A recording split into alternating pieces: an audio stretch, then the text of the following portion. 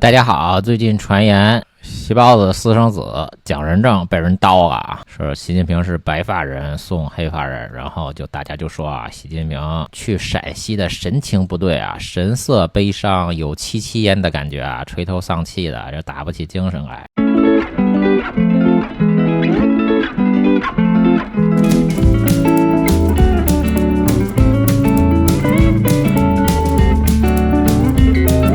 就算假设这个习近平真的悲伤呢，到底是什么原因呢？这我就觉得有点听床的感觉我们不知道只能猜测。但是反过来说呢，那我一直强调一个观点，就是要相信常识。那共产党就是一个邪恶的政党，它就是反常识，所以大家看着这个习近平有点伤心呢，也未必就是说不靠谱。只是大家不知道他伤心的原因是什么而已到底是不是白发人送黑发人我们不去猜我们就看确定的事实你包括这个景俊海62岁零6个月，省委书记按照正常的是65岁退休，没有道理提前1年半退休提前半年退休还说得过去完全正常的。一般情况下都是拖个半年的，多干半年才退休，哪有提前1年半退休的道理而且有人说这个景俊海和韩俊斗来斗去如果是斗来斗去，那就说明韩俊他不是习近平派系的，因为景俊海这个是公认的习近平的派系韩俊就不太清楚还需要进一步的研究景俊海给习近平的爹修了占地4万亩1/3个香港那么大的豪华陵墓习仲勋的陵墓那景俊海这个人我已经吃透这个人物的人物关系的的确确100%保真的习近平的亲信那习近平的亲信提前1年半退休这肯定是对习近平不利的消息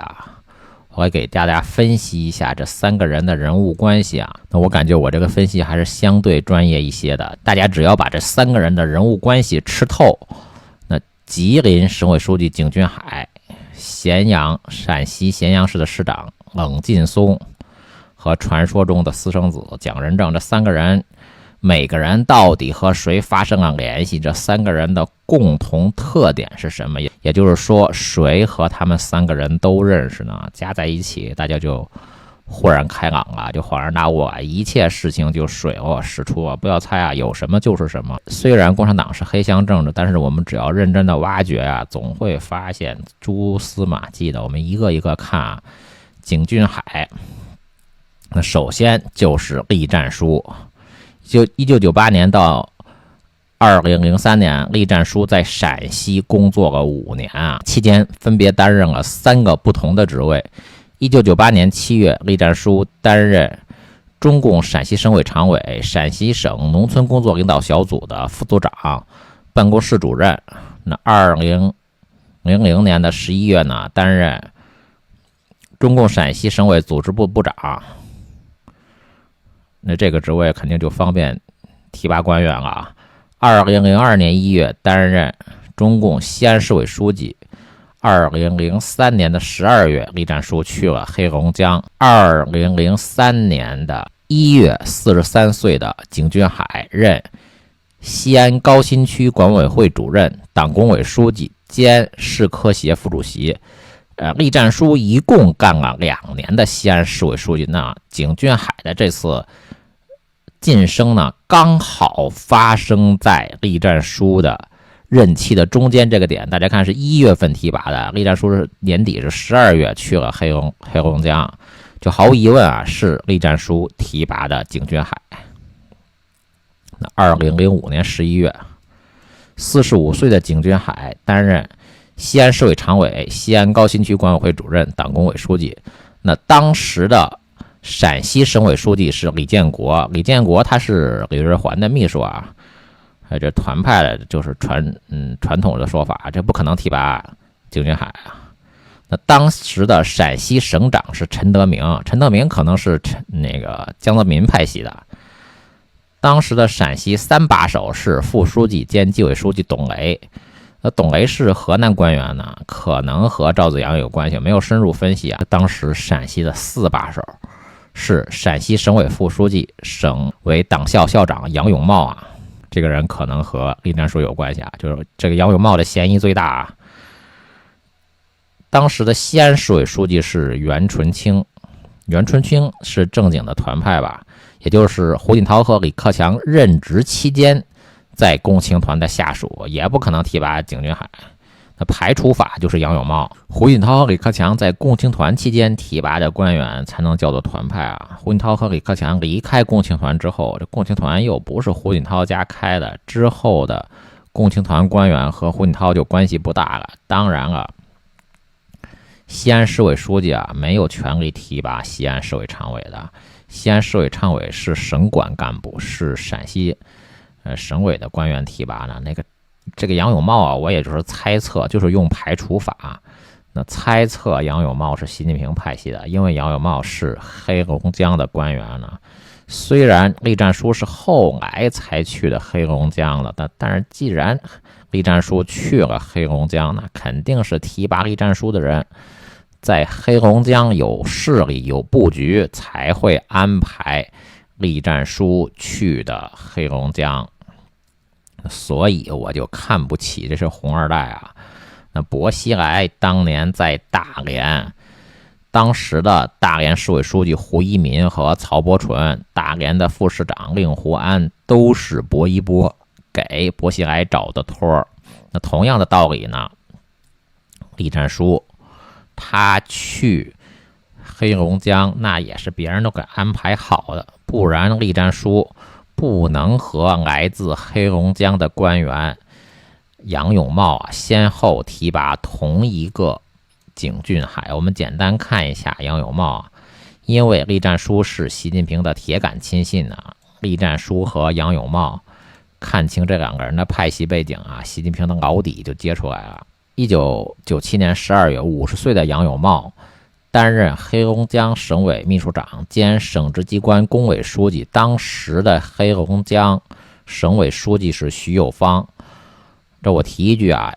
维基百科上写的是1996年，维基百科很多东西都是不是很准确啊，因为1996年就是前一任的黑龙江省委书记岳奇峰，岳奇峰有可能是邓小平派系的，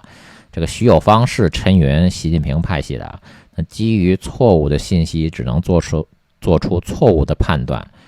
1983年4月呢，44岁的徐有芳担任吉林省林业厅的副厅长、党组书记，吉林省林业工业联合公司的经理、分党组书记。那当时的吉林省委书记强小初是宋任穷的大秘，强小初提拔的王忠宇担任朱镕基的大秘。那东北局的书记宋任穷跟陈云是共用一个老婆钟岳林。那栗战书的老板，习近平的老板就出来了，就是陈云啊。栗战书就是陈云的马仔，就是朱镕基的马仔。那栗战书1993年至1998年担任河北省委秘书长，栗战书给程维高担任了长达5年3个月的大秘。这大外宣都能给洗地成栗战书和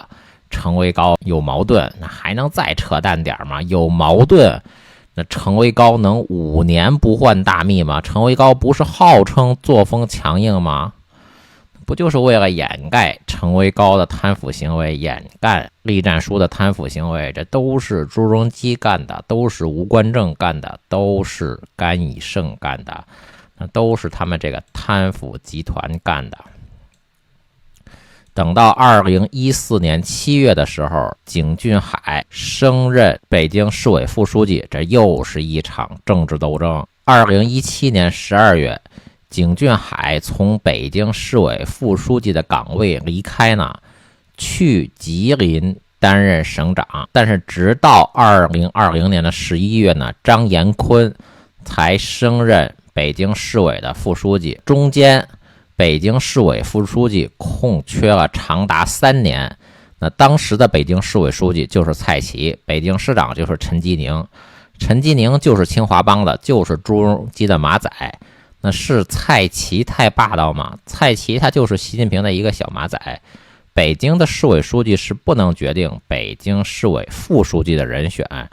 要由政治局常委会来决定。那张延坤是张福森的秘书，那张福森是胡锦涛清华大学1959年同一届的同学，景俊海呢担任吉林省委书记的大秘，就是朱镕基的秘书李伟。从这里就可以看出来啊，他一直就是朱镕基在和胡锦涛斗。那中国人真是被人卖了还帮人数钱，被大外宣忽悠的一愣一愣的，还朱镕基是改革派呢。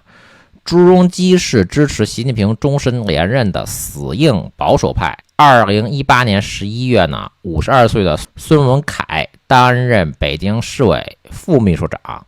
他就是等着给张延坤担任大秘。但是张延坤就是被习近平卡着，一直上不去，就和现在那个汪洋在国务院担任副秘书长，等着给刘建超担任大秘。但是刘建超呢，就是上不去，就是当不上中国的外交部长，是一个情形呢。孙文凯这个大秘等着副书记等了2年，那后来呢，孙文凯是给现在的北京市委副书记刘伟当大秘了。那现在张延坤为什么去内蒙古当政协主席呢？也不知道是为了保护胡春华还是什么其他的原因。那习近平找了一个大外宣，天天说胡春华，给习近平洗地啊。那好巧不巧呢，这个刘伟2022年去吉林当了半年多的省委副书记呢，后来韩俊担任吉林省长，刘伟就离开了吉林，去北京担任副书记。这一系列操作的背后呢，到底是什么故事呢？我们还要继续挖掘。但是当时的吉林省委书记正是景俊海，也就是说景俊海的梁子是接下了，现在景俊海也的确被赶下去了。那景俊海我们看的差不多了，我们再来看景俊海的马仔冷劲松，就是陕西省咸阳市的市长。2024年9月5日，那中国陕西省咸阳市公安局发布通缉令，缉拿5名重案要犯，这5个人已经逃走了49天呢。案发是什么时候呢？案发是2024年的7月19日。有人说被刀的是咸阳市的副市长，有人直接说是蒋仁正，传说中习近平的私生子呢。我给大家捋一下这个时间线啊，看看大家能不能看出什么端倪啊。2024年6月28日，63岁零6个月的景俊海被免去了吉林省委书记、常委委员的职务。2024年7月19日案发。2024年9月5日，5人被通缉。2024年9月10日，习近平去的陕西，那据说是白发人送黑发人。2024年9月13日，景俊海人大宣誓，就是退休了。也就是说啊，这个景俊海待业了2个半月，最后彻底退休了。因为景俊海只有63岁半，那本来可以安排一个闲职，那当然现在他去人大也是闲职啊。也就是说，这2个半月，栗战书和景俊海也没闲着，那估计就是上蹿下跳，四处活动，跑官要官。那最后的结果是景俊海退休了。我们看疑似卷入习近平私生子案的冷劲松啊，职位虽然不高啊，地级市的市长，上面还有市委书记这道坎呢，岁数也不小了，51岁。地级市的市长呢，虽然也能直接升任副部级，但是毕竟属于破格提拔的，这种案例有，但是不多。大部分情况下呀，要先晋升地级市的市委书记，才能晋升副部级。大家想想，这冷劲松啊，是什么背景能让我说他特殊呢？连蔡奇我都说他不过是个小马仔，那必然是这个冷劲松啊有总书记或者总理这样级别的背景啊，我才说特殊的。冷劲松是山东菏泽市郓城县人，是彭丽媛的老乡。菏泽有800万人口，郓城也有100万人口啊，不能都说是彭丽媛的老乡。当然了，他不止这么多关系啊。2001年1月呢，28岁的冷劲松担任西部证券股份有限公司总经理办公室副主任呢。总经理是谁啊？总经理是安保和。安保和在陕西省委组织部的工作经历呢，和习近平同父异母的大哥习正宁有重合呢，可能认识。这个冷劲松既是彭丽媛的偶像，又和习近平同父异母的大哥习正宁啊有交集。这个背景够特殊了吧？那网上有人说呢，是习近平谋杀了他同父异母的大哥习正宁呢，我觉得不太靠谱啊。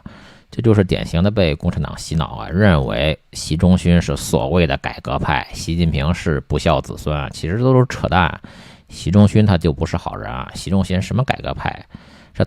习仲勋是推动了县级民主选举呢，还是推动了省级民主选举啊？对不对？改革的标准是什么？习仲勋给周恩来担任了10年的大秘，习仲勋在胡耀邦下台之后，他不重新回归周恩来、陈云这个阵营，那习近平是怎么在6·4之后九二南巡之前在福建升官的呢？当时的政治气氛很压抑、很极左、很恐怖的，在那个氛围之下，习近平怎么升官的？不要被共产党的话语体系欺骗了，习仲勋绝对不可能是好人啊，都是瞎编的，都是骗人的，都是在洗脑。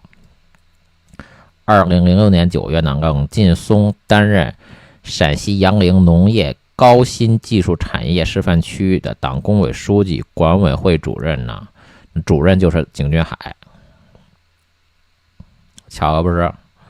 景俊海和习近平家的习正宁和彭丽媛都有关系。我们再来看蒋仁正啊，蒋仁正呢，他比习明泽大2岁，就是说按照中国传统的那种看法，男的一般比女的大嘛，这个是符合的啊。其次呢，彭丽媛担任北大教授的第2年，蒋仁正进入北大了。2006年4月15日，北京大学艺术学院正式成立，彭丽媛等8个人呢被聘为该学院的校聘艺术家。第2年的2007年呢，蒋仁正进入北大读本科呢。2011年6月，彭丽媛被世界卫生组织任命为该组织的结核病和艾滋病防治亲善大使。那这个头衔呢是引力帮彭丽媛活动到的。那陈平原推荐呢，蒋仁正就参与了这个材料的准备工作呢，认识了彭丽媛。那可能彭丽媛介绍习明泽跟蒋仁正认识的。2019年呢，习明泽以读研究所的名义去美国生儿子，那蒋仁正去美国陪同呢，他当副县长的工作很忙呢，所以把他的关系弄到了金融局，他就没有去金融局上过班呢。以上就是已知的景俊海、冷劲松、蒋仁正这3个人的关系啊。所以到底发生了什么事情，大家把这3个人的关系串起来想一想就明白了。好的，谢谢大家。